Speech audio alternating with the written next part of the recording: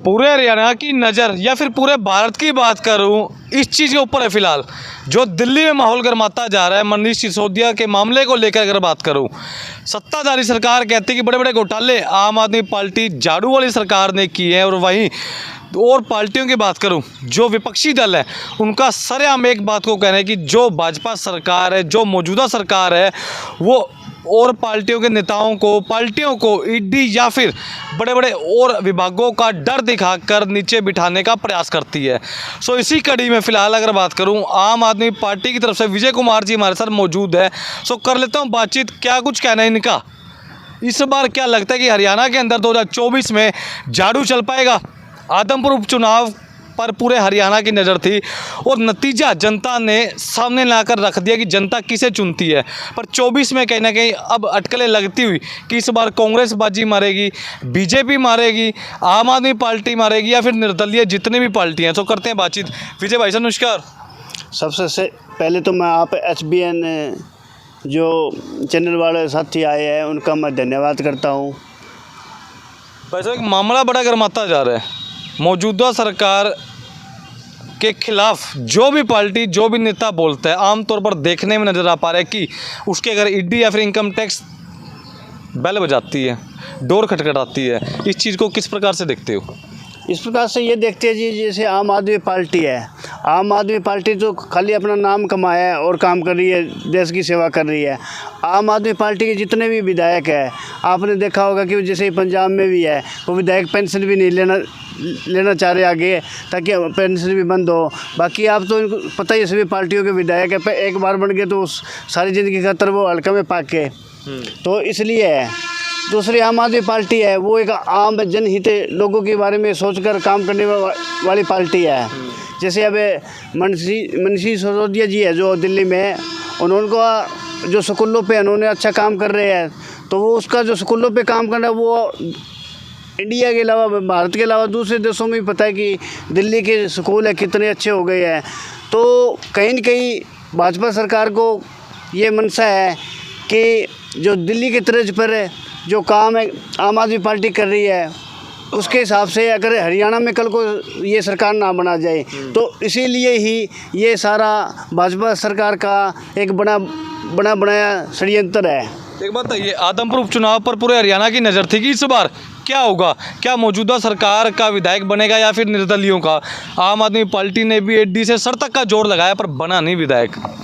ऐसा है जी, जो आदमपुर का चुनाव है वो चुनाव थोड़ा सा अलग माहौल का चुनाव है, क्योंकि वहाँ पे जो है वो शुरू से ही एक तो बिश्नोई बेल्ट बैंक बेल्ट रहा वहाँ पे, दूसरा वहाँ पे जो टिकट है, कई बार टिकट भी देनी होती किसी को और कोई ले जाता है दूसरा, तो वो टिकट जो गलत बंटने का था सिस्टम, उसी के कारण सभी को पता है, वहाँ के आम लोगों को भी पता है।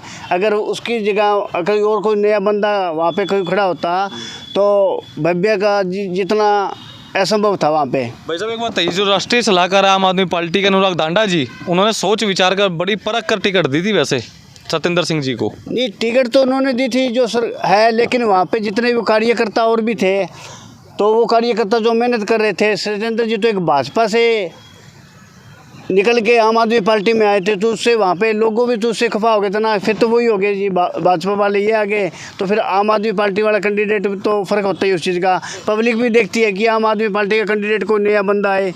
विजय जी, एक बात है, अगर मौजूदा सरकार की बात करो, मौजूदा सरकार अपना सामान MRP पर नहीं डिस्काउंट पर लो। और हिसार में डिस्काउंट कहाँ मिल रहा है ये जानो SaleTrending.com पर। विजिट SaleTrending.com, पहले कंपेयर करो फिर शॉप करो। विपक्षियों पर टारगेट करती है और विपक्षी पार्टियां हैं वो बीजेपी को टारगेट करते हैं कि भ्रष्टाचारी सरकार है।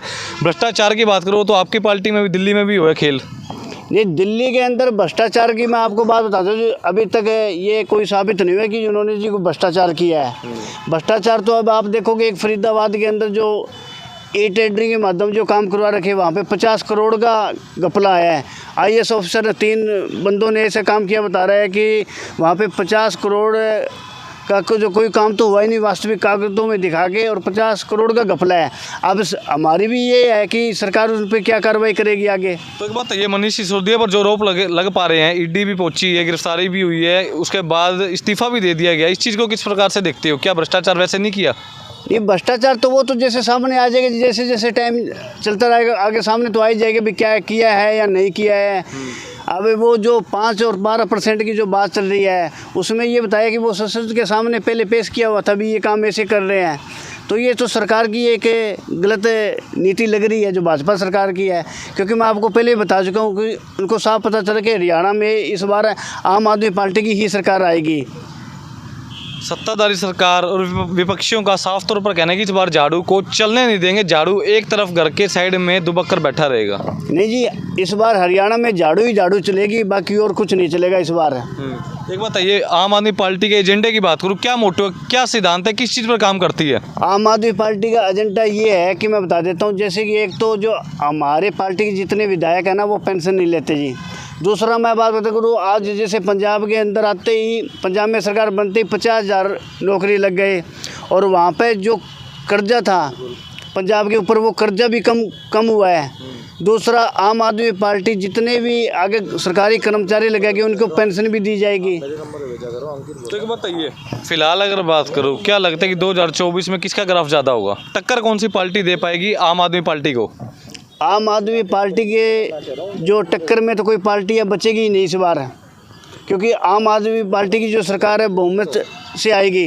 क्योंकि हम जहाँ भी गांव में जाते हैं हर लोगों के पूछते हैं तो वो कहते हैं हमने भाजपा भी देख ली, कांग्रेस भी देख ली और जेजेपी भी देख ली, इस बार हम आम आदमी पार्टी को ही वोट देंगे और सपोर्ट करेंगे। वो तो कहीं ना कहीं खैर आप ताल्लुकात रखते हो आम आदमी पार्टी से, इस बात को तब आप बता पा रहे हो। वैसे आम लोगों की बात करो, सोच तो भी बीजेपी पर ज़्यादा अटकी हुई है। नहीं, बीजेपी पर सोच अब लोगों की बिल्कुल भी नहीं टिकी, क्योंकि बीजेपी का जो सिस्टम है वो लोगों के सामने आ गया है। क्योंकि उन्होंने पहले किसानों को कितना तंग किया, हमारे 750 किसान शहीद हो गए। उसके बाद में अब आपने देखा होगा आंगनवाड़ी वर्कर, कोई और नौकरी वाले वर्कर है, हम जो 10वें महीने से जो बच्चे जिनको गवर्नमेंट जॉब में ज्वाइनिंग करनी थी 10वें महीने से पंचकुला बैठे हुए धरना दिए बैठे हैं। इस सरकार में तो आप जाओगे तो हर 10 किलोमीटर पे कोई ना कोई धरना दिए बैठा है। ये सरकार किसी की नहीं सुन रही, ये तानाशाही सरकार है, भाजपा सरकार है। धरने तो पंजाब में भी चलते हैं, धरने हरियाणा में भी चलते हैं, अलग बात क्या हुई? धरना तो मौजूदा सरकार बीजेपी की बात करूँ चाहे आम आदमी पार्टी की, धरने तो वहाँ पे भी चलते हैं। ये धरना चलते तो धरनों का सोल्यूशन भी तो निकलता चाहिए सर। ये तो कोई सोल्यूशन कार्ड ही नहीं रही है। इनका सोल्यूशन तो ये है डंडे मारो, सिर फोड़ो, टांग तोड़ो, हाथ तोड़ो। एक बात तो ये कहीं ना कहीं फिलहाल अगर बात करूँ जो आप बयान दे पा रहे हैं, विजय कुमार जी, एक छोटा सवाल था, कहना कि आप कैमरे के आगे बोल रहे हैं, अपनी बात रखी है, संविधान आज़ादी भी देता है अपनी बात रखने की, तो कोई डर नहीं लगता कि आम आदमी पार्टी ताल्लुकात रखता हूँ, बोल रहा हूँ बीजेपी के खिलाफ, कहीं अपने घर जाते ईडी या फिर इनकम टैक्स ना पुकार ले? नहीं सर, अपने पास कुछ ऐसा है नहीं जी ईडी या इनकम टैक्स पुकार ले। हम तो एक आम आदमी है और आम लोगों की सेवा करने के लिए लगे हुए हैं। धन्यवाद जी। तमाम दर्शकों ने मेरी अपील है कि जितने भी लोग इस समय इस वीडियो को देख पा रहे हैं, वीडियो को शेयर करते रहे, कमेंट करते रहे, साथ ही साथ अपनी प्रतिक्रियाएं कमेंट के माध्यम से जाहिर जरूर करें।